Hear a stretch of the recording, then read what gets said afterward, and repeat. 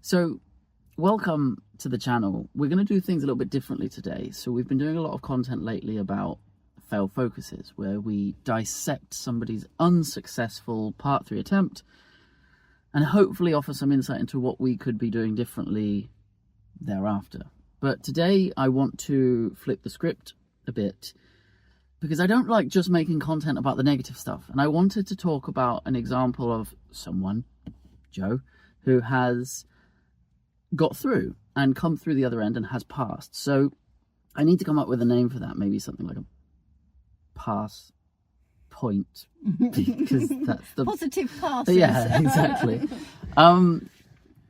So we're going to be talking today with Joe about her recent part 3 test, and what clicked, what happened, how it went. And I just thought it'd be nice for you guys to see that from the perspective of somebody who's done it, rather than it always being about me, as much as I'm happy to be the person it's about. So very quickly, let's start by just give the guys and girls a sense of a very brief sense of how many attempts you took, and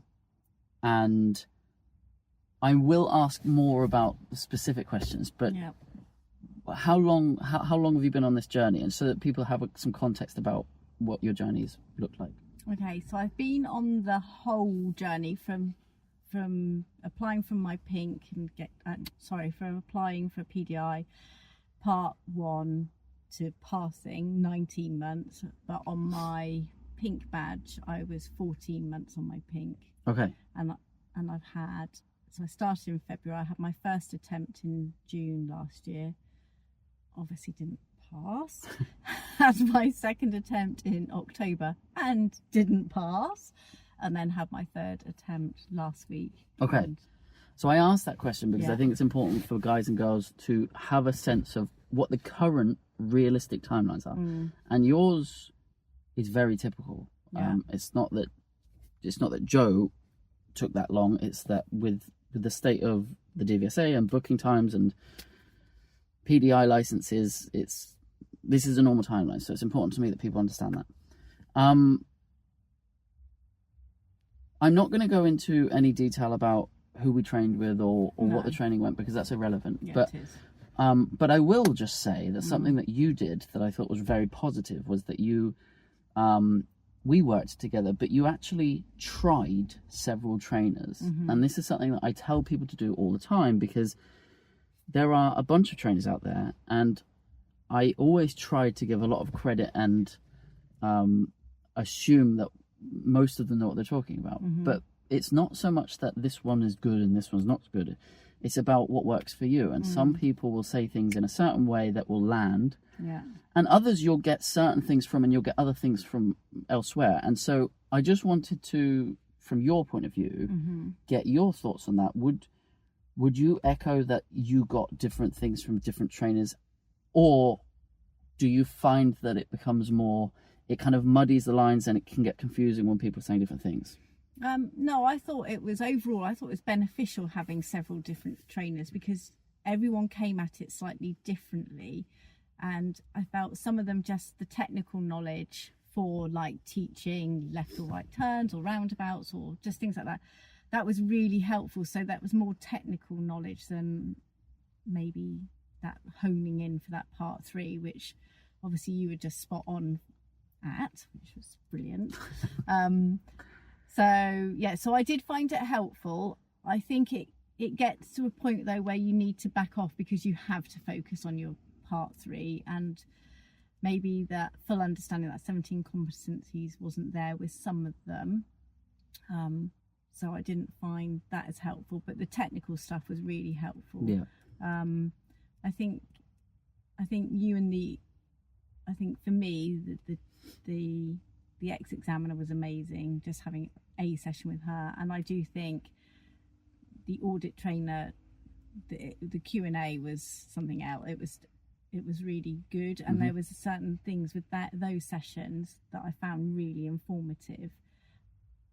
But did it take me to that next point? I'm not sure whether that was the for me, the light bulb moment. I think the light bulb moment came from, it was something you'd said to me over and over again after the many months of training. You kept repeating it and I wasn't sinking in, it just wasn't clicking.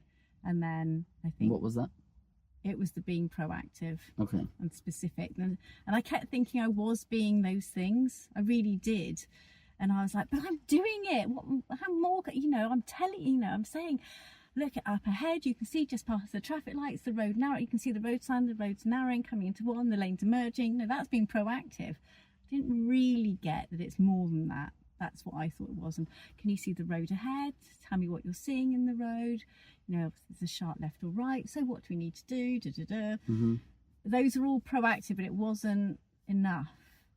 So I think that one of the things that was really important was, so something I say a lot is be proactive, not reactive. A lot of PDIs wait for the thing to go wrong, yes, or to be imminently going wrong, and then they try and salvage it. They try and I was 100% there, right? Yeah. But what it seemed to me like when things clicked with you, it went from it's how you do it as well. So you need to be ahead of the game. You need to be kind of 10 steps ahead. But you also need to do that in a way that doesn't rob your pupil of the opportunity to contribute to thought. So for instance, something that we definitely did somewhere in the middle is when you were trying to get more proactive, you would do it in a way that would do all of the thinking.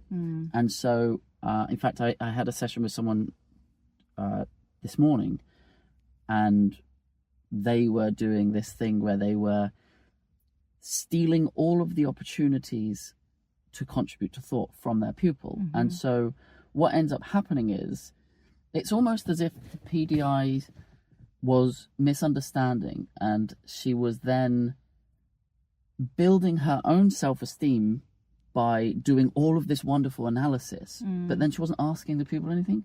So she'd be like pointing out these hazards that are way in advance, and she'd be talking about the plan and that what we're aware of and how we're going to do this and what we should do and when we're going to do it. And the pupil wasn't given any opportunity to contribute to thought. And that's something that I definitely found with you was it was the way you were proactive. So you were ahead of the game, but you did it in a way that required the pupil to think. So for instance, looking far ahead, seeing a cyclist, and then asking your pupil to contribute to thought about what's your concerns with the cyclist, how are we going to deal with that, when are we going to deal with that, what could go wrong, what could we do differently, and so on and so forth. And I definitely felt that was something that you got better at. Which I agree with. I think what then they would say, articulate, I'm going to do my mirror checks, but if they hadn't have done it, that's when I then became reactive rather than proactive. And for me, that moment was, if I'm not feeling it and seeing it, and that's what I realized is you need to feel it in the car. Yeah. You need to feel them braking. You need to watch that hand movement to see if they're going to change gear or not change gear. And that took a long while for that to click in. I'm not seeing it. Does that make sense? And for me, that's that weekend, literally before my part 3, I suddenly thought, that's it. I'm not. Are they actually doing it? Are they doing it? Yeah. And that's when I just thought, I'm not feeling it. I'm not seeing it. And therefore, if I'm not feeling it and not seeing it, so I can't feel them braking or that they've come off the gas, that's the minute I need to intervene. And that's when I knew that's my point of taking that being proactive to the right level rather than I've had the discussion, they've told me, and sometimes they're doing it spot on and other times they're not, but that for me was the moment. I'm not seeing it, I'm not feeling it. That's right, when I jump in again. Not when it then goes wrong because they haven't done it. As soon as, because quite often pupils will do that thing where they'll give you the right answer, but they don't deliver. Yeah, they tell you exactly what you want them, and then they're saying, I'm going to do my mirrors and I'm going to, and you're looking at them thinking, well, you haven't done one single mirror check, you haven't indicated, you haven't slowed down. Yeah. And now we're in it, so it's too late. So, I noticed, so let me ask you this, because this is something I say a lot on camera and to Zoom classes, and also when I'm training people in the car. I noticed that you had a greater urgency. So let me ask you, we're used to doing maybe 2-hour lessons, maybe an hour and a half lesson. And there is a bit of a culture shock for someone who's watching this who hasn't yet done a part 3 test. There's many culture shocks, but one of the biggest culture shocks is the time with which you have to deliver. And so can you tell me about that? Like, so if you have a 2-hour lesson or a 90-minute lesson, that's a long time. You can let something go once or twice and still know that you've got time to fix it. But what was that culture shock like for you when you're doing a part 3 test and before you know it, you're 25 minutes in and you're almost having to think about heading back and you haven't had a chance to tackle any of the things that have gone on? Yeah, I think I had it again. You were really be specific, be direct, and be proactive. And I only gave myself 2 loops to do it. So when we did something, if it really hadn't happened in that first loop, then I was straight in on it. And then, so I knew that I had time to deal with it very swiftly. So I just upped my game. It was like, a lesson on steroids and acid all in one. And that it was, an espresso, and you just needed to do it. And it had to be punchy. Yeah. And I think, again, that was on that Saturday. I mean, that's how close it was. 3-4 days before my test. I can't tell you how much everything just went do like that into place. I got it. I got home and I thought, yeah, I know it. I know exactly what DeCallion's been saying for the last 9 months. I must have driven him insane, because it just clicked in for me. Yeah. And so when we did the loop and just everything kept happening and she wasn't getting it, so I was more direct, more specific, so that there was just no way she couldn't get it. So we did it, and then I kept handing responsibility back. So every time she did something, I was like, right, can you do that now for me? So again, it just layered it up. And then if she crumbled, I took the responsibility back, coached her again or guided her, and then as soon as she did it, back at her, right, you're doing that now. So we did it. So we did 1 loop 4 times because she asked to do it a 4th time. So I just need to do that 1 more time to click it in my head. So she did 1 loop a 4th time and she said, I've got it. So then when we did a different loop, it was much snappier. It happened quite quickly. So then we were able to then go up to a harder loop quite quickly then. And so everything then slotted in for her much quicker. So the progress suddenly was like ding ding ding. So it was really slow, and I was worried, thinking, hang on, 4 loops, that's a lot. But it clicked for her, and then it just all. I want to, because for anyone watching this, you said a few really, really crucial things there. So something that Joe and I were saying a lot when we were doing sessions was that Joe's got to be more punchy. And when we say that, we're not talking about assaulting pupils. We're talking about you have 45 minutes to deliver a session where you effectively evidence progress, mitigate risk, and deliver an appropriate lesson. 45 minutes. You're going to drive from the test center to wherever you want to get. You're going to get back to the test center. You've got to have a couple minutes for a recap at the end. So you're looking at 38 minutes, 40 minutes. You don't have long.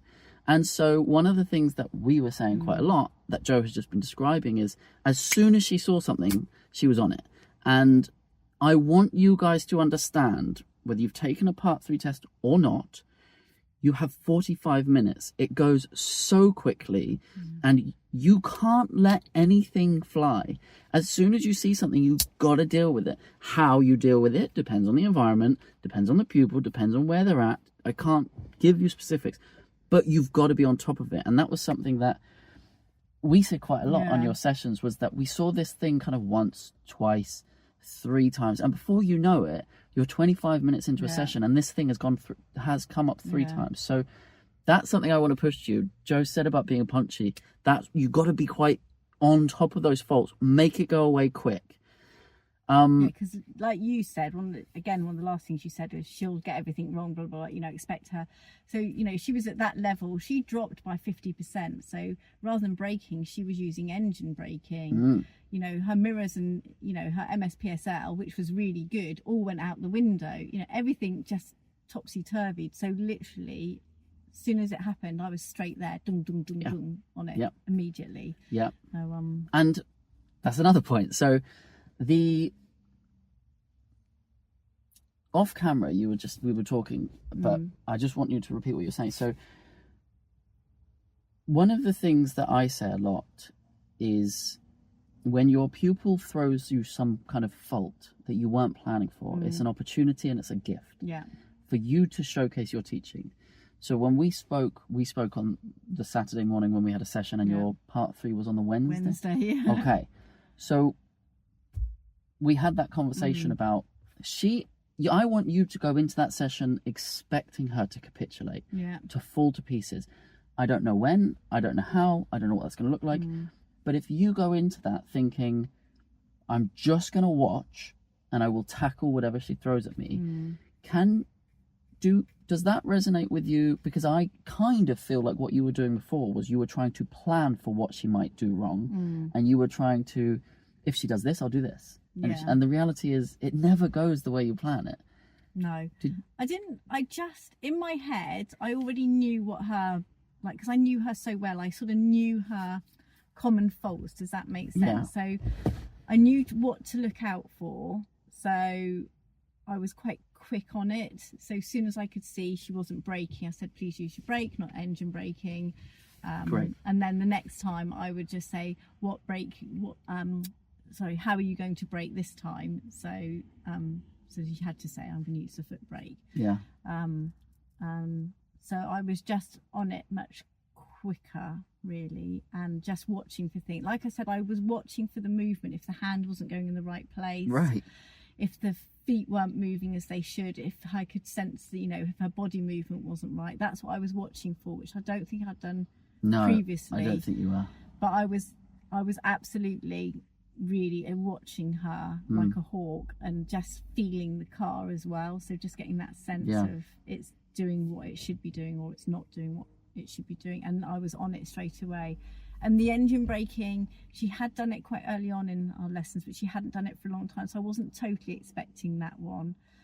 But I knew the area enough to know what to look out for. Does that make sense in those areas? And I think knowing your area, not having a route, but just knowing your area was really critical. Well, because I want to talk to you about the area, but just before I do, because you're saying so many things that I want to build on. For somebody who's watching this who perhaps doesn't have the experience you have, maybe they haven't started teaching yet, maybe they haven't taken part 3 yet. It sounds like a really obvious thing to say, that I was just watching my pupil and actually watching that they did what they said. But how easy is it to not do that? I think you're watching your students for quite. And matter of fact, it was something I was becoming more and more conscious of. Was when I first was on my pink, I was really watching them. Does that make sense? And I felt I was watching them, and then somewhere in the middle, I think I lost it, and I'm not quite sure how or why I lost it. But I felt I did lose it. I felt I did become a bit reliant on my eye mirror. I'm going to be honest, and I think that I don't think I used it right. Does that make sense? I think I lost something with that, and I really had to make myself watch the pupil again. And when I started really watching, it was one of your videos you said about watching the pupil. Are you really seeing it? Does that make sense? And I thought, I'm not seeing it, that I'm missing something. And so I had to really go away and think about it. And then at my next lesson, I broke everything into little chunks. So I had a little specific thing of, in this lesson, I'm just going to watch for this. And that's what I did. And I only had a really tight window to do it, but I had enough lessons where I could chunk. Does that make sense? Yeah. And then in my head, I was like, I get it. Yeah. So my poor students that week, they all had great lessons, but I was very specific in my mind of what I was achieving and where they were going to go. So all their lessons involved. But effectively what we're saying is you're retraining yourself to actually watch. Yes. Genuinely watch and see. And it's the tiniest of things you're missing, or I felt I was missing. Yep. And it's just, watching their feet. If it's not quite happening, just their foot's over, because sometimes it's hard to see. Yeah, it is. Their feet as clearly, isn't it? Yeah. But it's really sensing that they have come off the gas. Yeah. They've got their foot over the brake, but you think it's obvious that you can feel braking, but sometimes I know. you can't, and then you're just like, okay. And then sometimes they're getting that really nice, firm, progressive braking rather than that stupid, pathetic. Yeah, They're never going to stop if you carry on like that. And just watching their hand, are they going to move the gear? Are they going to do something with the signal? Are they going to, what they're doing with the wheel? Like how they're holding the wheel is the massive thing. Is, you know, that makes a huge difference. You can just sense if they're not moving it right, they're never going to make that turn. And you're having to say, right, how do you do your hand? You know, just remind them of things very quickly and specific. Like I have to say, I'm so pleased when people say, like you just did, about I watched that video and this clicked, because sometimes I record hundreds of hours of content and sometimes I sit there and I think, I don't even know if that's going to benefit anyone. But so Chelsea's feedback at the end of that my part 3 was, and she said it in front of the examiner, she said, you were so direct and so specific on what I had to do. She said, I was in no doubt of what I had to do when I had to do it. And I was like, yes! Right. And that's what made the difference. I can remember you talking about like months ago about the whole roundabout. But I just gave her no doubt exactly what I wanted and when I wanted it. So she did it. She literally did it. And then from that, she was just like, for her, it clicked. Oh, that's what I need to do then. So, and that's what you're doing, and that's what and let me just pounce on that for a minute for anyone watching this, because there's so much good stuff here, and I really hope that everyone watching this appreciates just how good this is. Like, I can't stress to you enough, you said it earlier and then we went off on a different direction. It is crucial that you and your pupil have a crystal clear vision of who is doing what at any given moment. And when you're doing that thing where you're being punchy and you're tackling every problem, Jo said earlier that she was very clear about she'd take responsibility and help and guide and say, this is what I want, and then she'd give it back. And then she'd take it, if it was necessary, then she'd give it back. So at any given moment, not only does Jo know what she's doing and what the pupil's doing, but the pupil, Chelsea, knows, I know this is what I'm doing and this is what I can count on my instructor to do to help me. And when those roles change, it was crystal clear. And this is something that I'm constantly saying. We have to make sure that we provide an appropriate level of support, and that may change at any given moment. But we also have to be really clear about communicating. It sounds painfully obvious, but when Chelsea's saying that to you, that's music to my ears, because it's... And I made her talk as well. Yeah. So the commentary driving is invaluable. So every time I passed responsibility back, I said, now talk to me. And I wouldn't let her stop. As soon as she went quiet, talk to me. And on our final leg back, I said, you are now in... You know, you have responsibility to drive us back to the test centre. You know the way. I'm here. I will give you directions. I'll intervene if I need to. But are you comfortable with that? Yes. Right. Are you going to... I said, you're going to talk the whole way. And she did. And the minute she went quiet, I said, talk. Great. Tell me what you're doing. So, and we just had a beautiful drive back, and she could see something was going on. She said, oh, I'm going to slow down. I'm going to slip it into first gear. I'm just going to hang back here. I'm going to do my checks. I'm going. It's safe to go and proceed. And I was like, yeah, okay, we're good. Amazing. We're all good. And because she knows what she's there. doing. Yeah, he couldn't deny it. Yeah. It was just no two ways. She was spot on. I love that. And she knows what she's doing. Yeah. She knows what she's responsible for. She knows what she knew can count I was on. there if I needed to intervene. And I said that I'm here if you need me. I'll intervene if I have to. Talk to me. So, let me ask you about something you said earlier. Again, that was golden. But I want to elaborate. We have been working together for a little while, but not the whole time. We weren't working together for your first attempt. We hadn't been working together for that long on your second attempt.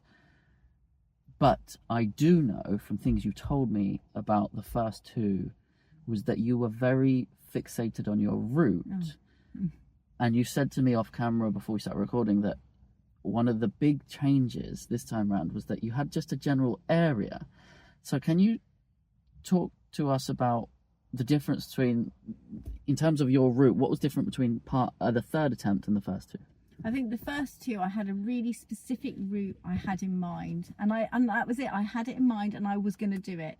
And even though my student was unpacking various stuff, I had a route to do, and so I was going to stick at my route, so I did.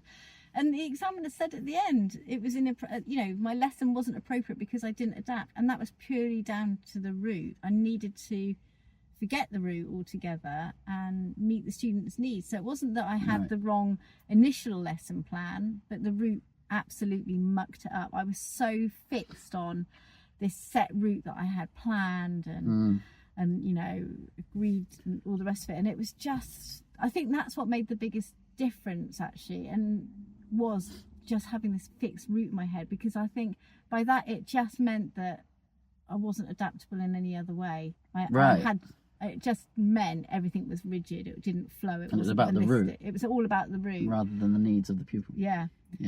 So it was just totally all wrong, and I can totally see that now, but I couldn't. I thought I was doing the right thing, right? If I have a good route, you know, and whereas this time round I had an area, you know, and I knew the area really well. I'd gone up every road. I knew it inside out, back to front. I'd done it both ways. I'd done it at different times of day.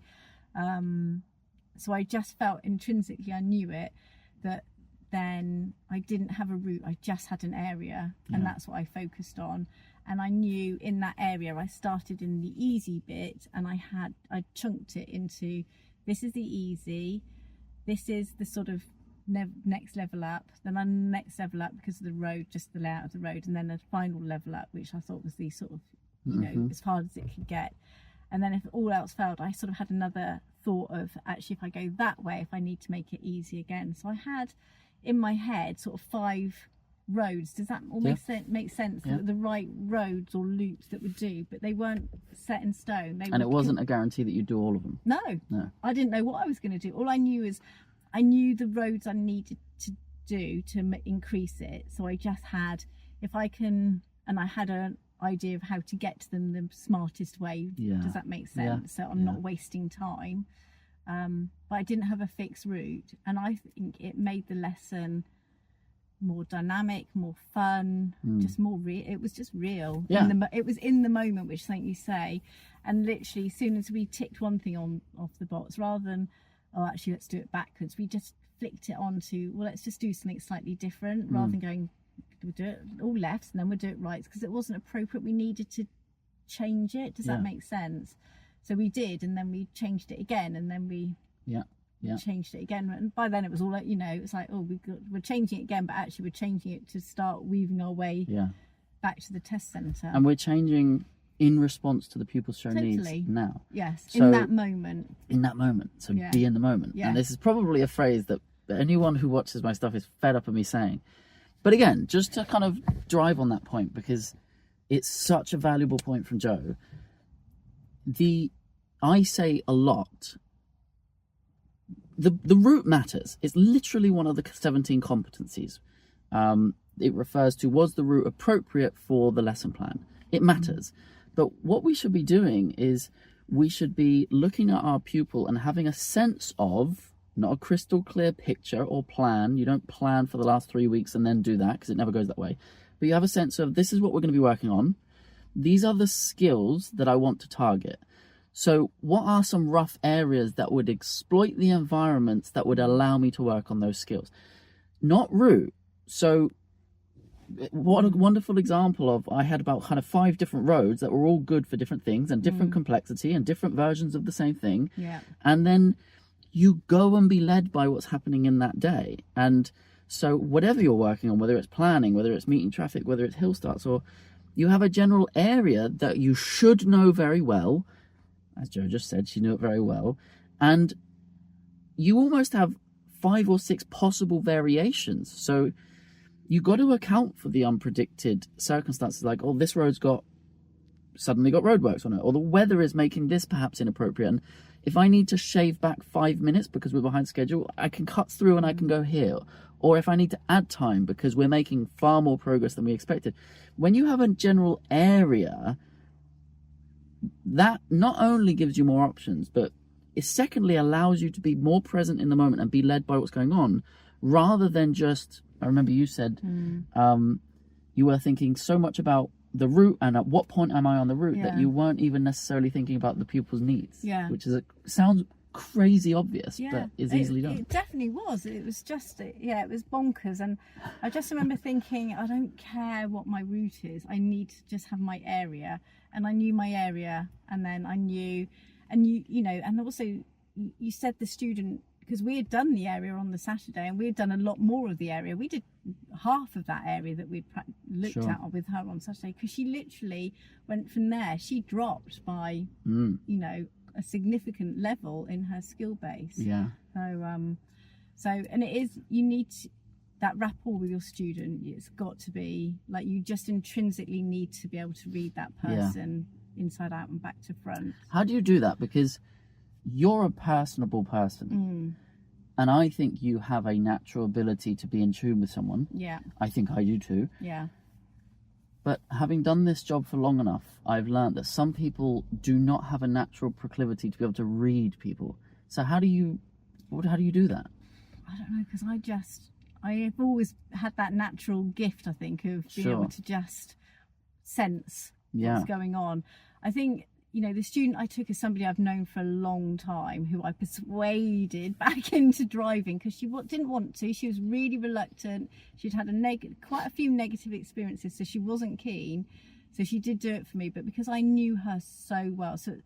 But I had a couple of students who you just got on really well with. You just have a sixth sense with, and that's what you need, is somebody you just click with, so that you are more in tune with them and they're in tune with you. Yeah. So you know that when you say something, they're going to respond to it instantly. Whereas you've got some students who you gel with really nicely in the car, but they don't necessarily follow your directions when you're giving it. You need somebody who, as soon as you say, do this, they follow it straight away. And as soon as they're saying to you, I don't like such and such, or their little clues that they give you, that's when you can pick up, actually they're too stressed, this is too much for them. That makes sense. You need to know them to that level. You do. And you only do that by, and again, for someone who's quite personable, this comes quite easy, but there are people who are watching this who won't necessarily have this natural skill. And some people even say to me, I actually find having that interaction quite uncomfortable. So you said something earlier that I think lends itself quite well to this point. You started paying really close attention. So if you're somebody that is concerned about how to really be in tune with your people, you start by seeing everything they do. And I'm not just saying seeing, I mean, you're in the room with them, and you first you've got to get really good at seeing everything they do with their hands, with their feet, with their eyes. Use an eye mirror if it benefits you. But it's also about feeling. So it's about feel what they're doing. It's about hear what they're doing. It's about the facial expressions that they're pulling. Quite often, you'll know, you can get quite a lot from your pupil without a single word being said. It's non-verbal. You get a lot of that, don't you? Yeah, they can pull faces, so you can see if they're really concentrating. I had one who was just beautiful. Her tongue would go out straight away, and I knew she was really concentrating. Or I could tell she was stressed because her hands would get clammy, and so she would come off and do a bit of this. Oh, bless her. And then you get students that make little noises. As they, and you can. So it's just listening out, watching. You just got to totally tune in, and you've got to find. For me, I found my method, and it was, I wasn't watching enough, and that got better. Does that make sense? Definitely. But I knew my student, even though the watching got better, because I could sense that. I knew if they made a little like that, or just that. And I also think that it's building a rapport with your pupil where you I always say you should build a relationship with your pupil where they know that you're on their side. Yes. And so they will let their barriers down, and they're okay. They'll give you more when they know that you're on their side. And sometimes I fear that driving instructors make the mistake of, there's almost this hierarchy of authority. I'm the trainer, you're the pupil. I'm the skilled and the knowledgeable, and you're the learner. And actually, if you can build a rapport, and there's so many ways you can do that, but one of the ways you do that is by saying from day one, I mean, I had a lesson today with a pupil, first ever lesson I had with her. And not her first ever lesson, but first ever lesson with me. And we had a conversation in the first lesson where we said, listen, you're going to make mistakes. Things are going to go wrong. Sometimes I am going to take the wheel or the pedals. But I want you to know that I really mean this, that all of those mistakes are learning opportunities, and I will help you. And if they continue, that's a reflection of me. It's my job to help you understand why it happened and what we're going to do about it. So I'm on your side. So please never feel like you can't be honest with me. Please never feel like you can't tell me if something I'm doing or saying is or isn't helping. And then if you have that kind of rapport ongoing, people will very quickly, I'm sure they'll tell you things, and they'll show you things. It's like car confessionals, but it's like, and that is, you have to get used to that. That was an insight in car confessionals, but it's like, I don't know, if you turn up to a student's house and they don't answer the door or something's wrong, my first thought is they've let me down, how dare they go. But my first thought is, are they okay? Yeah. And so if they don't come, my first message will be, are you okay? You missed our lesson today. I'm worried about you. That's how I open it. Me too. Just let me know you're okay. Yeah. So, and I think that sets the tone of, because it is a working relationship. At the end of the day, they're paying us. They are paying us. So that time is their time. So it's not my time. I've allocated it. I'm going to hopefully get my money, and if not, well, that's a learning lesson. But I don't go in with that. Totally. I try and see it from their perspective, and if it hasn't gone well or they're having a difficult day, like sometimes you can just sense it, like and you can sort of say to them, is everything okay? I had one student where she just said, can we just stop and can we just have a coffee? And I was like, that's fine, talk. And then, so I think we're providing a service, but remember, they're paying for that service, but we need to think about them, and they're not inconvenience us. If they cancel or they don't turn up for whatever reason, make sure they're okay, and that's how you build that relationship of trust. Does that make sense? Yeah. Because they know ultimately you've got their best interest at heart, and I acknowledge how expensive those lessons are as well. So I do say, I totally. So. And also, if something has gone wrong and the first thing they look at is a message from you saying, you let me down, I'm going to charge you. Yeah, that's awful. Oh, it's not, So, I try and be I don't let people take advantage. Does that make sense? So I'm but my first port of call, I had a student the other day, she just overslept, and then she didn't respond to my messages for a few times. And I just said, look, I'm just worried about you. Just let me know you're okay, Yeah. And then she got back and she was like, I'm really sorry. I said, you don't need to be sorry. There's nothing to be sorry about. I just want to know you're okay. Pay me. No, and I just said, if you want more lessons, just let me know. But if you don't, that's also fine. Do you know what I mean? Yeah. And then we said, I do. Can we arrange them? I said, don't forget you owe me. Sure. And we got there in the end.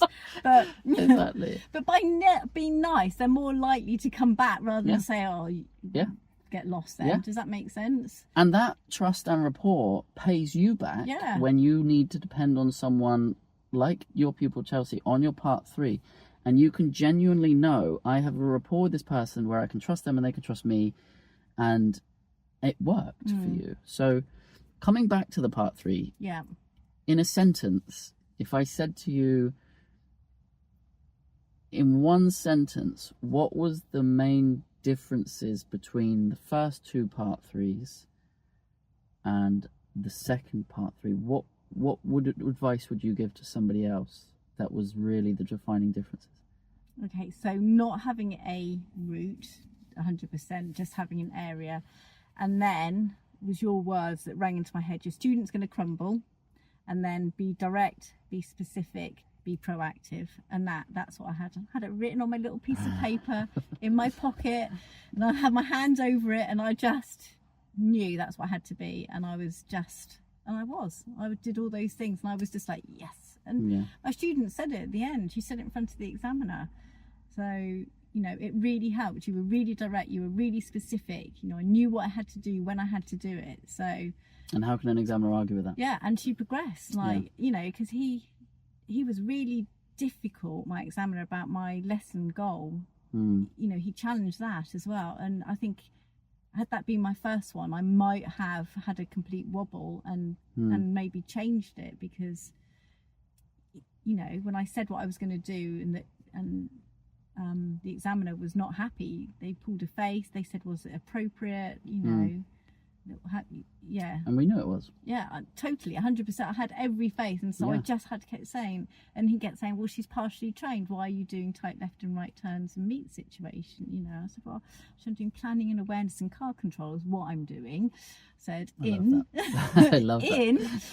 tighter roads and potential meeting situations. I said we don't have to meet anybody, but I said that would be a bonus if we do. But I said it's the car control and awareness and planning in tighter domestic roads. That's what we need to focus on, because that's our issue.